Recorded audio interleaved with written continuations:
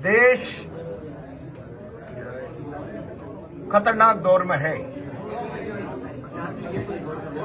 आम आदमी के अधिकारों पर डाका डाला जा रहा है।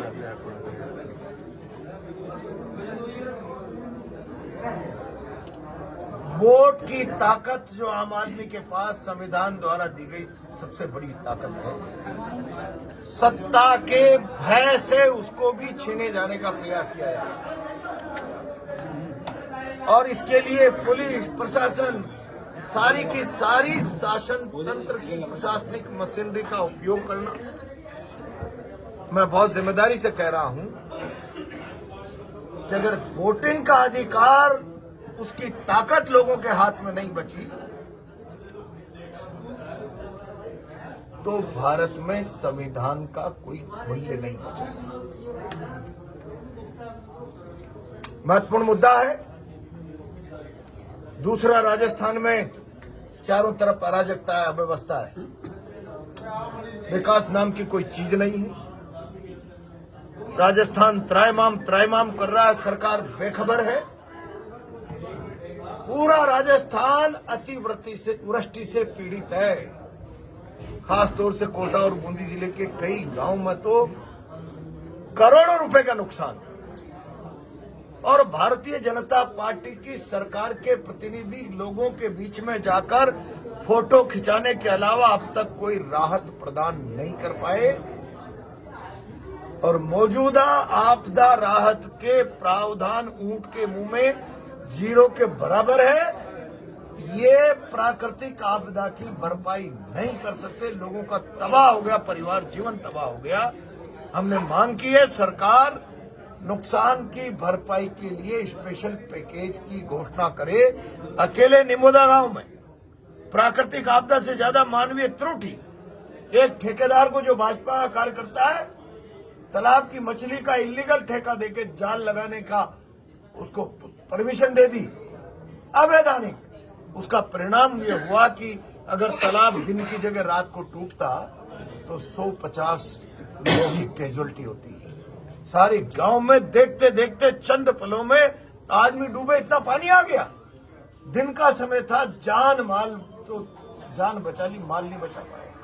लोगों के लहसुन, गेहूं, धनिया, चना, सारा गांव सड़ रहा है। जानवर बंधे के बंधे रह गए। कौन जिम्मेदार है इन हालातों का? और इन हालातों में जब राम रूठ जाए तो राज से जनता अपेक्षा करती है। राज नोटंकी कर रहा है, मजाक कर रहा है। इसलिए जब तक स्पेशल पैकेज जारी नहीं करते लोगों को राहत मिल नहीं सकती। स्मार्ट मीटरिंग के नाम पर पूरे देश की बिजली व्यवस्था को निजीकरण की तरफ धकेलने का प्रयास हो रहा है। एक तरफ तो प्रधानमंत्री जी कहते हैं 80 करोड़ लोगों को मैं 5 किलो गेहूं मुफ्त का देता हूं। जब 80 करोड़ लोग जिस देश में 5 किलो मुफ्त के गेहूं पर जीवन बिता रहे हैं वो स्मार्ट मीटर का भुगतान कर पाएंगे? और स्मार्ट मीटर का मतलब प्रीपेड व्यवस्था की तरफ कदम बढ़ाना। रात के 2 बजे लाइट चली गई, सुबह कमाता है, शाम को खाता है, उससे ये अपेक्षा करोगे कि वो रात को 2 बजे जून की भारी उमस भरी गर्मी में अपने फोन से रिचार्ज कर देगा? इस सारे देश के साथ अन्याय है, अन्याय। इन सारी बातों को लेकर पूरी ताकत से बंद करो ये वोटों पर लूट डकैती। प्रजातंत्र में सरकारें सुरक्षा की गारंटी है, भय का कारण नहीं।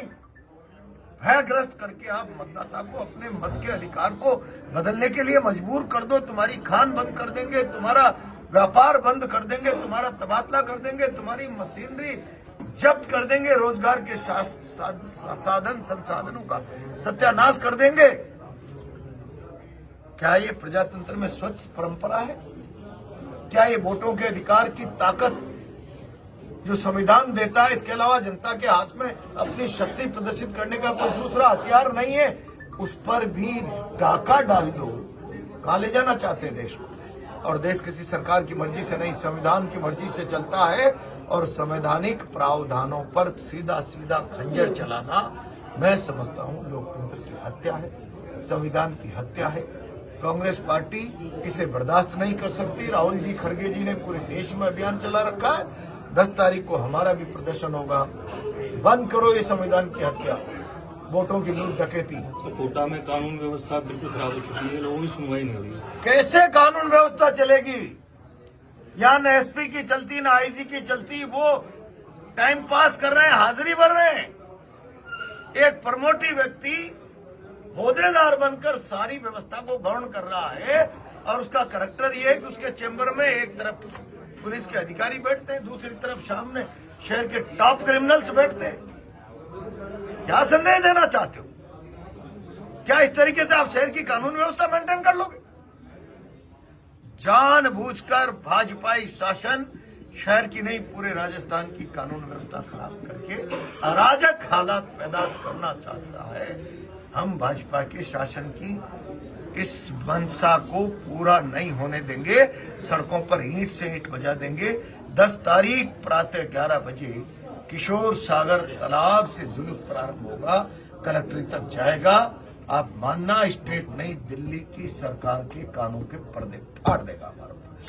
कितने लोग शामिल होने की संभावना? अब ये तो 10 तारीख को आप अंदाजा लगा के बताना कितने लोग आए हैं, आपको अंदाजा लग जाएगा। ये राजनीतिक दल का प्रदर्शन नहीं, पीड़ित जनता की भागीदारी जब बनेगी ना, भागीदारी तब लगेगा।